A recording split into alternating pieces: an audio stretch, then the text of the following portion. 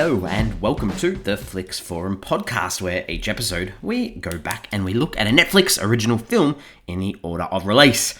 Today we have Netflix 311th film from 2020. It's the drama called Hillbilly Elegy. It's directed by Ron Howard. It stars Amy Adams, Glenn Close, Gabriel Basso, Hayley Bennett, Freida Pinto, Bob Hopkins and Owen Asztalos. I'm Jesse, I'm your host.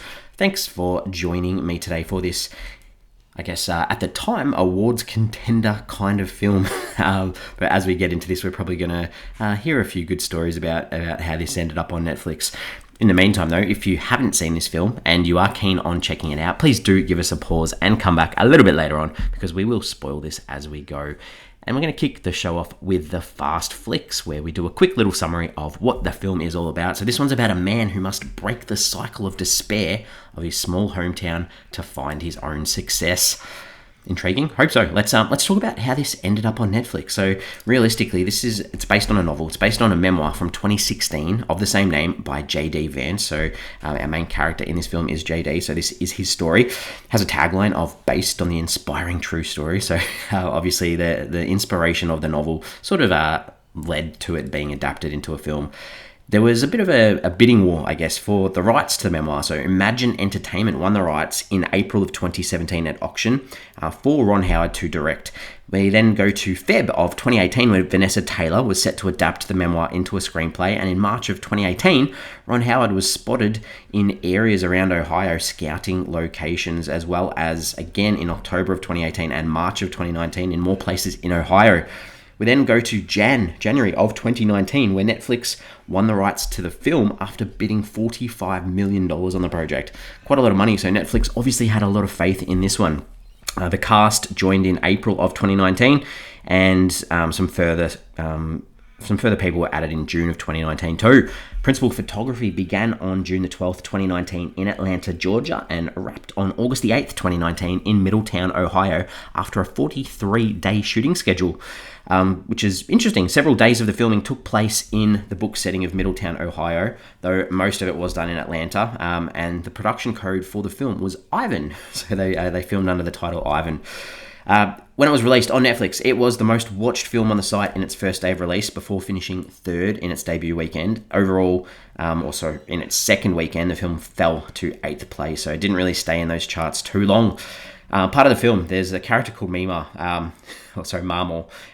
played by Glenn Close. The glasses, these over-accentuated glasses that she wears, with actual frames from the character in life. The family actually loaned them to Glenn Close during production. The original author, J.D. Vance's family, were actually on set from time to time too, and Glenn Close said that she was gratified to see one of the brothers break into tears while he watched her recapture the essence of their grandmother's character in one scene.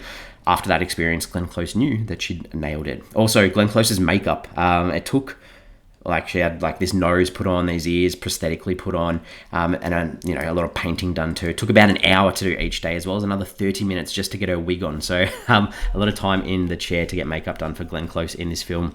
Translations around the world. In Portuguese, it's called Once Upon a Dream. Crap title. Absolute rubbish. French, it's called An American Ode. Yeah, not too bad. Chinese, it's called Song of the Desperate. I think I like that title. That's a good one. In Greek, it's called Hillbilly Song. And I guess that's that title, elegy. When you're talking about elegy, what it actually means, I guess in translations, they're going to go to that word song, whereas it doesn't really have much to do with it. In Hungarian, again, it's called The Country Ballad About the American Dream. It's not really a ballad. Anyway, that's some of the things we'll talk about a little bit later on. We spoke about the budget already, $45 million. It did have a small theatrical release from the 11th of November 2020 around the world. It took about $39,000 at the box office, so not much on that $45 million budget.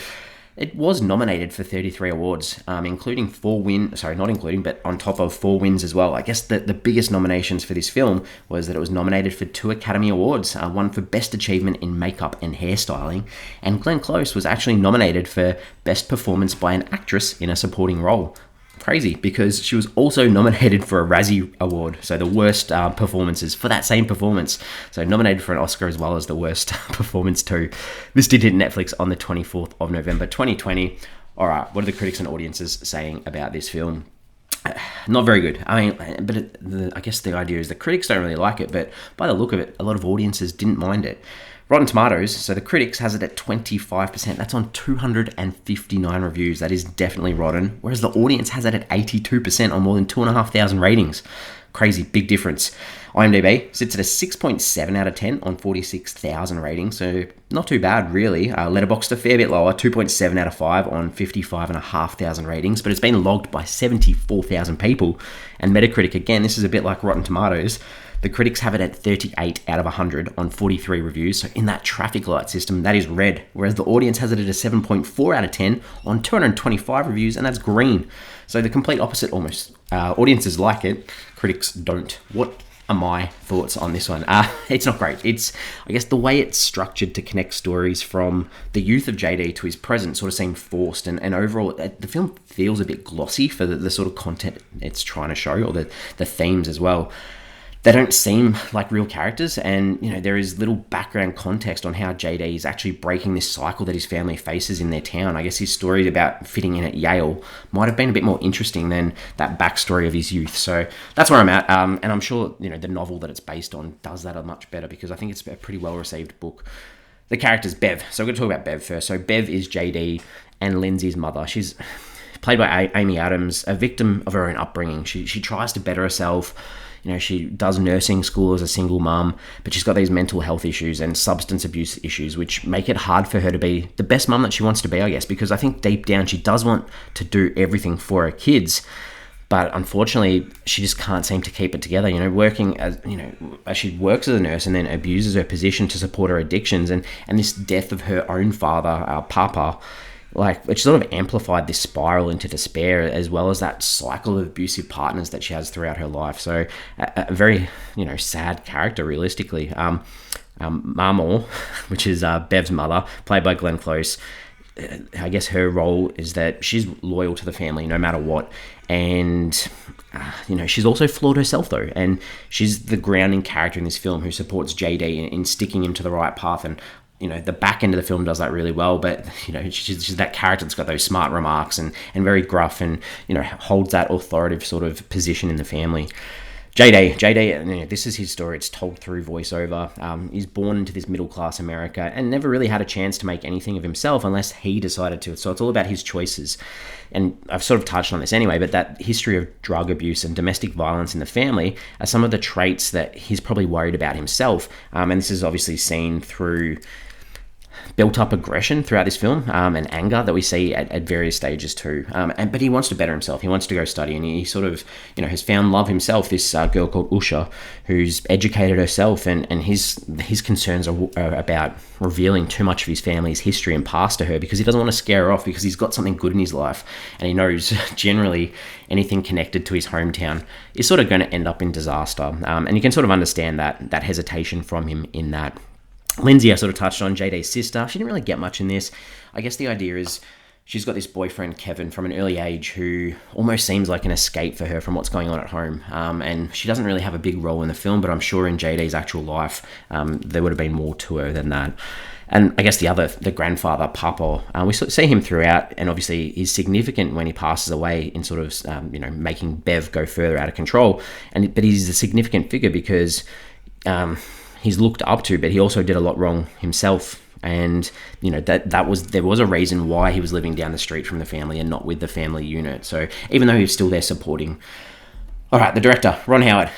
Everyone knows Ron Howard. 145 producer credits, 89 acting credits, 50 directing credits. Such a wide range as a director. The films that you'd know of, the recent ones, he did the Solo Star Wars movie, Beatles 8 Day a Week, the doco, In the Heart of the Sea, the film Rush, Da Vinci Code films, Frost vs. Nixon, Ransom with Mel Gibson, Ed TV, How the Grinch Stole Christmas, Beautiful Mind with Russell Crowe, Apollo 13, Willow, Cocoon, Backdraft, Far and Away. I can keep going.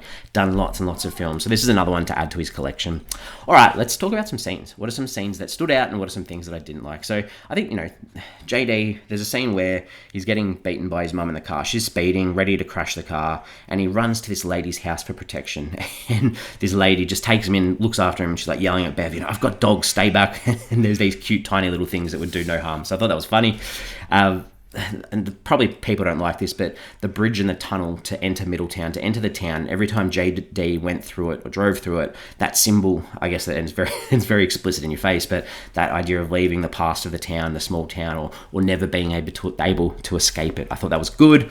The film picked up a lot towards the back end and had some of its best moments once Meemaw discharged herself from hospital, especially those moments of her supporting JD. I like those. When she gets home one day and JD's friends, they're all sitting out on the porch and she's like asking them to help her with their groceries and ask them, spell Mississippi for me, and they can't. So she's like, get off, go, or I'll run you over with a car. I thought that was funny. The moment with the calculator too, like JD needs this calculator for school. He tries to steal it. Meemaw comes and saves the day, pays for it, and he throws it out the window of the car in frustration. And she like stops the car, tells him, really firmly, go get it or I'm going to cancel your birth certificate. That was also very good.